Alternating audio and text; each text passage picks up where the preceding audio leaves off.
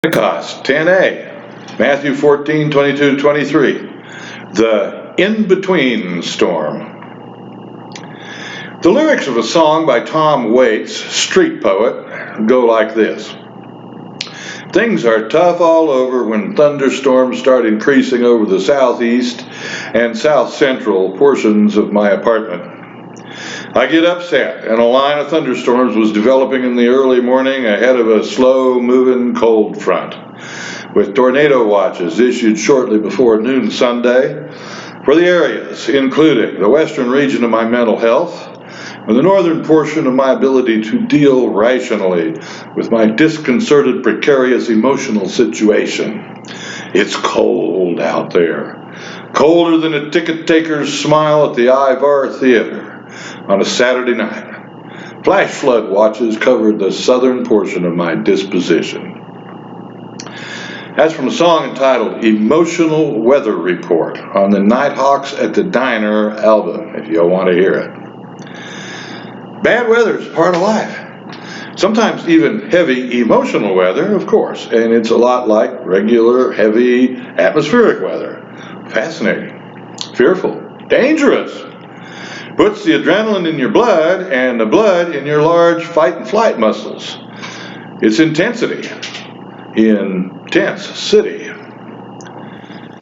My cousin and I used to enjoy watching tornadoes.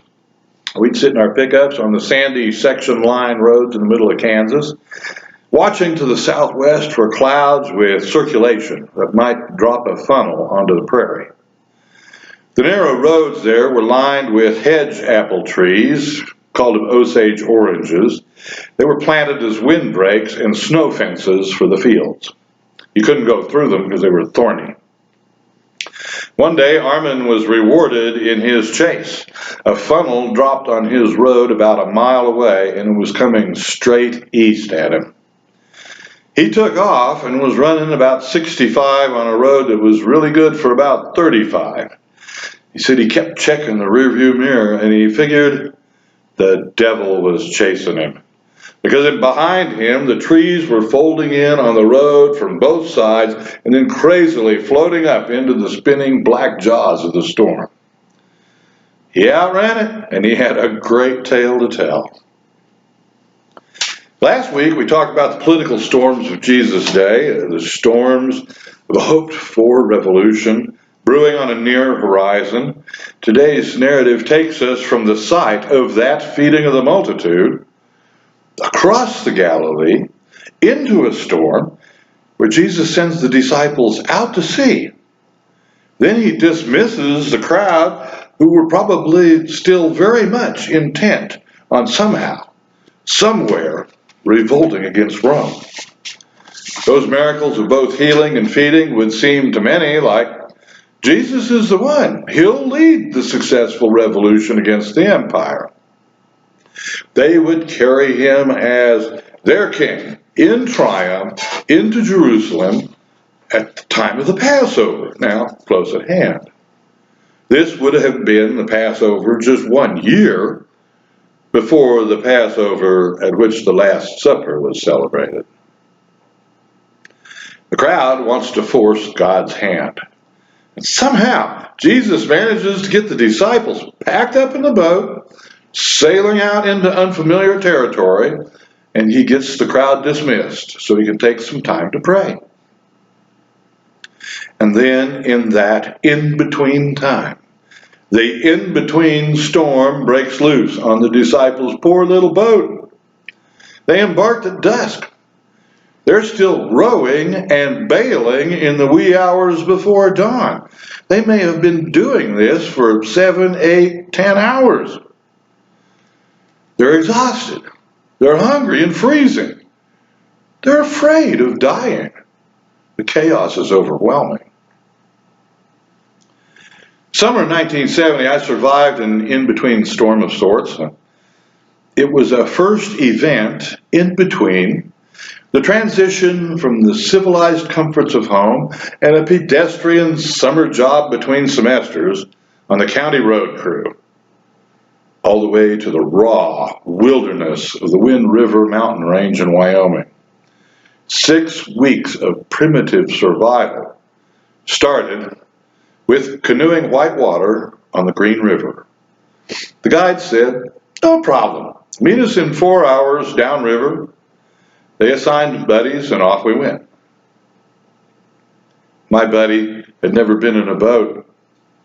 He was a total city kid. We were rowing against each other.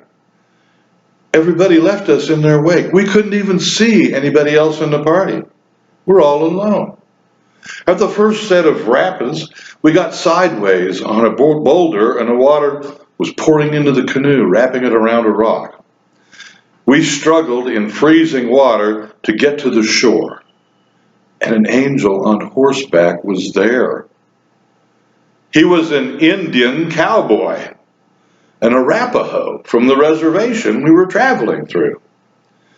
My buddy was headed towards hypothermia, so he wrapped up in a blanket, and I waded out to the wrecked canoe with a rope, and the horseman pulled it off the rock and made it floatable. All but sunk by this storm of white water, we now entered the storm of almost freezing to death on a sunny day at high altitude and surrounded by the stormy waters of this snowmelt coming off the mountains. My buddy's paralyzed with fear, but quaking with hypothermia. And I rode like my life depended on it, because I'm pretty sure it did. It doesn't matter who we are or what we do, we face storms when we least expect them, in the in-between times. Jesus sends his disciples out into the in-between. They're traversing from familiar territory to a strange place. They're sailing from the known to the unknown, from the Jewish side of the lake to the Gentile side. What's familiar has been left behind. The future shores are out there awaiting our arrival, and this in-between chaos is frightening. It's exhausting. And we see the new shore with trepidation and fear, even though it could be opportunity. These days, in the in-between times of the waves of a pandemic, they're stormy. The familiar past is just about a distant memory as we struggle through the daily challenges of what used to be usual stuff. I'll bet you never imagined you'd wake up in the morning from panicked dreams that included the idea, "Oh no, I forgot my mask!" Our lives are upended. So is our worship, our spiritual observance. And at least it takes a little wind out of the sails of those who have bemoaned the state of the church for the last 3 or 4 decades. The analysts kept saying the church is in trouble, attendance is down. And we should listen and consider their insights. But in another sense, we might respond by noting the church is in trouble? So what else is new? The church, when it's working, is always in trouble. You don't get flack unless you're over the target. It's a little boat, our grand institution, when compared to the vast sea of chaos and storms that we seek to sail. Sometimes we row against each other and even wreck the boat, or just curl up in the hull and quiver in the cold. The great unbelievable news is that Jesus is coming across the chaos to us. And one of his names, Emmanuel, it means God with us. When the disciples cry out in fear from the boat, Jesus says, "I am who I am, Yahweh." That's exactly God's answer when Moses asks him his name. In between all that is happening in the surging chaos of the storm, God's there. Oh, we won't sink. I grew up with animals. My first word was kitty, much to my mother's chagrin. Singer, a long-haired blonde cat, slept with me from the time I came home from the hospital after I was born. He was 10 years old then. I laid beside him under the dining room table as he died, and I was 10 years old then. And then I got Tinkerbell. She was so little, and light-footed. She could walk on piano keys without making a sound. However, she was not allowed on the piano, so whenever she was caught there, she faced some very stormy hollering and occasional pillow throwing. She would take off running down the keyboard, making very odd music. We called it the cat panic arpeggio. It must be that the scared cat is heavier. Maybe that's why Peter sang. He panicked. He got scared. And, well, his name did mean rock. And as long as I've ever seen a rock walk on water is about 7 skips. And that's a real flat rock thrown by a good sidearm pitcher. I can imagine Thomas back in the boat, kind of skeptical here, shouting out to Peter, "Hey, look out, Rocky, here comes a big one." Storms by their nature command a lot of attention. Just don't let the circumstances distract you from God. The in-between time from the port you have left and the port you're going toward, it's stormy. It's not that overwhelming. You stay in the boat. Stay focused on the mission Jesus has sent us, and let God come into our consciousness and life awareness. For 20 years, a monk studied under a master. Every morning he went out for his morning meditation, and he came back soaking wet. The master never asked why, but he always kind of wondered. Finally, one day, the monk came back, dry, whooping and hollering with joy. He excitedly recounted 20 years of trying to walk on water as a spiritual discipline.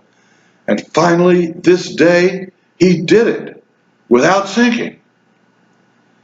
The master thought for a while, and he said, for 5 cents, you could have taken Jesus' ferry and brought bread to the hungry on the other side. When Peter realizes he's in trouble, he prays. And it's not the prayer of pious and long-winded preachers. It's short and concise. 3 words. Lord, save me.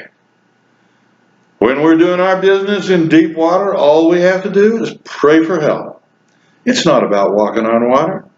It's about staying in the boat, staying in the mission we've been given, and staying with Jesus in the in-between storm. Amen.